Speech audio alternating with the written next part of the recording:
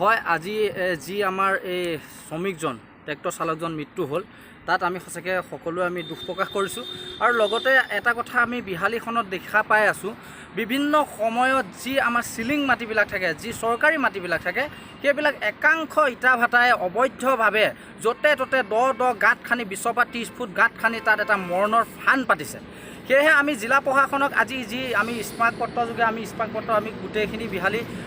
দল সংগঠনে আমি দিছোঁ 7 দিনৰ সময়সীমা বান্ধিছোঁ যে তাৰ উচিত এক তদন্ত হ'ব লাগে। যদিহে নহয় আমি সকলো ঐক্যবদ্ধ হৈ আমি গণতান্ত্ৰিকভাৱে আমি ৰাজপথত ওলাই আহিবলৈ বাধ্য হ'ম। তাৰ বাবে কিন্তু আমি দল সংগঠনবিলাক আমি জগৰীয়া নহ'ম। আৰু এটা কথা ক'ব লাগিব, যিটো সময়ত জিঅ'লজিকেল মাইনিং ডিপাৰ্টমেণ্টে যি আপোনাৰ মাইনিং কৰিবলৈ অৰ্ডাৰ দিয়ে আমি জনামতে 5 বজাৰ লগে লগে সেই মাইনিং বন্ধ হৈ যাব লাগে, কিন্তু একাংশ ইটা ভাটাই কি কৰিছে আপোনাৰ ৰাতি 12-1 বজালৈকে আপোনাৰ মাইনিং কৰি আছে। কাৰ স্বত্বচায়াত কৰি আছে, কাৰ সাহসত কৰি আছে? আৰু লগতে যদি যোনবিলাক অবৈধভাৱে খনন কৰি থকা পাছতো আমি বন বিভাগ দৰে এটা ব্যাগুম বিভাগক আমি যেতিয়া তেখেতলোকক আমি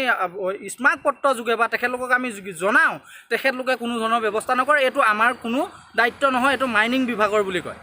এইটো জিঅ'লজিকেল ডিপাৰ্টমেণ্টৰ বুলি কয়। তাৰমানে ইয়াত এটা কথাই গম পোৱা গৈছে যে সকলো প্ৰশাসনিক বিষয়াৰ পৰা আদি কৰি আৰু যিসকল আপোনাৰ আমাৰ ইয়াত বন বিভাগৰ বিষয়া আছে সকলো মিলি লৈ বৃহৎ অংক ধনৰ অংক মিলাই লৈ তেখেতলোকক ধুনীয়া মানে সুল্লাভাৱে তেখেতলোকক অবৈধভাৱে খনন কৰিবলৈ মানে তেখেতলোকক হাত এৰি দি থৈ আছে। অনুভৱ হৈছোঁ। সেইকাৰণে আমি এই আপোনালোকৰ চেনেলৰ জৰিয়তে আমি অসম চৰকাৰ তথা মুখ্যমন্ত্ৰী ডাঙৰীয়া আৰু লগতে বনমন্ত্ৰী ডাঙৰীয়া লগতে আমাৰ অসমৰ সঞ্চালক প্ৰধান জে পি সিং ডাঙৰীয়াক আমি এটাই অনুৰোধ জনাইছোঁ যে অতি শীঘ্ৰে বিহালীত যি এই অবৈধভাৱে খনন কৰি আছে সেইবিলাক বন্ধ কৰক আৰু যি ধৰণে আমাৰ শ্ৰমিকৰ মৃত্যু হৈ আছে এইবিলাক বন্ধ কৰক, অন্যথা কিন্তু আমি ৰাজপথলৈ ওলাই আহিবলৈ বাধ্য হ'ম।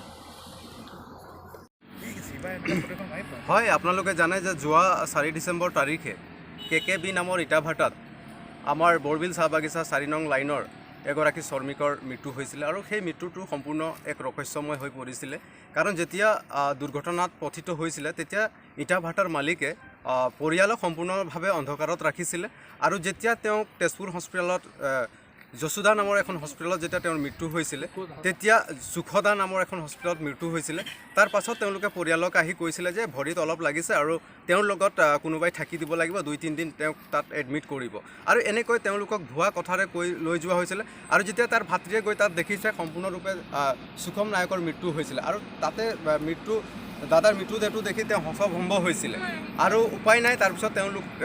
ডেড বডি চমজি লৈ আনিছিলে। তাৰপিছত আমি দেখিছিলোঁ যে গোটেই ঘটনাটো আচলতে আমাৰ স্থানীয় প্ৰশাসন যি ধৰণে তদন্ত কৰিব লাগিছিলে আমি ঢিলা দেখা পাইছিলোঁ। এতিয়ালৈকে এখন ট্ৰেক্টৰ ইঞ্জিন তেওঁলোকে আটক কৰিছে, কিন্তু এতিয়ালৈকে তেওঁলোকে টলি চিজ কৰা নাই, জেচিবিৰে মাটি খনন চলি আছিলে, জেচিবি চিজ হোৱা নাই। গতিকে গোটেই কথাটো আমি দেখিছোঁ যে সম্পূৰ্ণ প্ৰশাসনে তেওঁলোকৰ পক্ষত থকা যেন আমাৰ হৈছে অনুভৱ হৈছে। গতিকে আমি আজি সদৌ অসম আদিবাসী ছাত্ৰ সন্থা, ছাত্ৰ মুক্তি সংগ্ৰাম কমিটি, কৃষক মুক্তি সংগঠন আৰু আমাৰ কৃষক মহাসভা, বিপ্লৱী যুৱ সন্থাকে আদি কৰি কেইবাটাও আজি আমি জাতীয় সংগঠনে আমাৰ বিহালী উন্নয়ন খণ্ডৰ কাৰ্যালয়ৰ জৰিয়তে আজি আমি আমাৰ বিশ্বনাথ জিলাৰ উপায়ুক্ত মহোদয়লৈ এখন স্মাৰক পত্ৰ প্ৰেৰণ কৰিছোঁ আৰু তাত আমি স্পষ্ট কৰিছোঁ যে ইয়াৰ এক ন্যায়িক তদন্ত হ'ব লাগিব আৰু তেওঁৰ পৰিয়ালক উপযুক্ত ক্ষতিপূৰণ প্ৰদান কৰিব লাগিব আৰু 7 দিনৰ ভিতৰত এই গোটেই প্ৰক্ৰিয়াটো যদি প্ৰশাসনে তেওঁলোকক উপযুক্ত ক্ষতিপূৰণৰ ব্যৱস্থা নকৰে তেনেহ'লে আমি সকলো সংগঠনে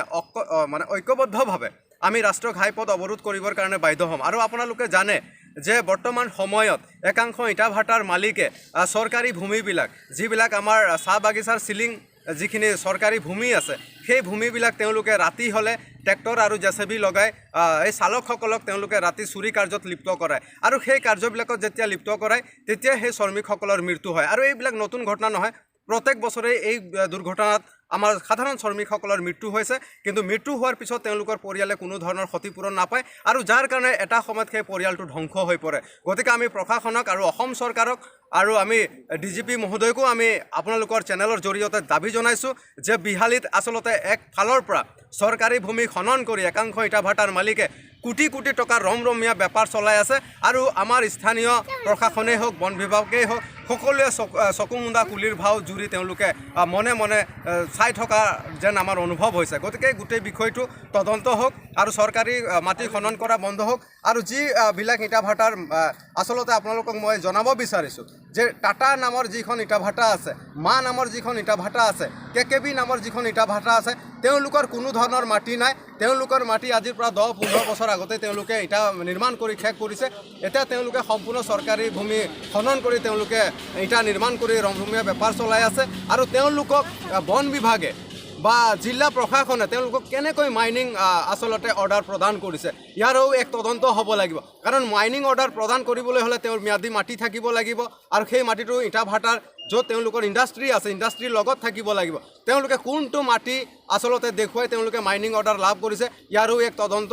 আমি কামনা কৰিছোঁ অন্যথা আমি সদৌ অসম আদিবাসী ছাত্ৰ সন্থাৰ লগতে আমাৰ কেইবাটাও আমি আজি ইয়াত সংগঠন উপস্থিত আছোঁ আমি যুটীয়াভাৱে আমি সেই ইটা ভাটাৰ বিৰুদ্ধে আমি জংগী আন্দোলনৰ কাৰ্যসূচী ৰূপায়ণ কৰিবৰ কাৰণে বাধ্য থাকিম